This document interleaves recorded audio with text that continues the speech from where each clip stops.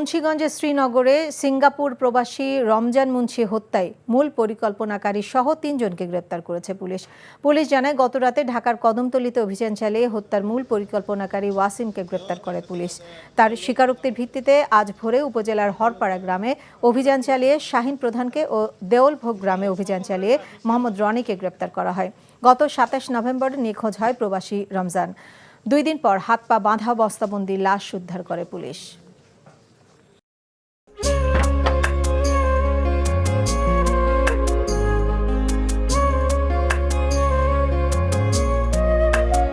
এটা আমাদের ঘর, আমরা দুজন মিলে সবকিছু গোছাবো।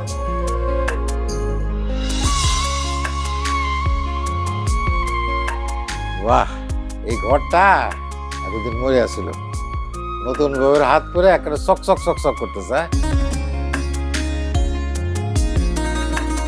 যদি কখনো কোনো ঝড়ে সেসব এলোমেলো করে দেয় তাহলে?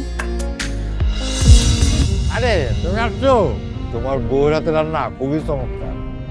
এলাকাটা ভালো না, একটু সবকিছু চোখে চোখে রাখেন।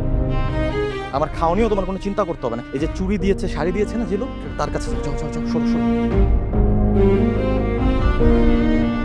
পৃথিবীতে মানুষের মানুষের সম্পর্কের বড় সমস্যা কি জানো? ভুল বোঝাবুঝি।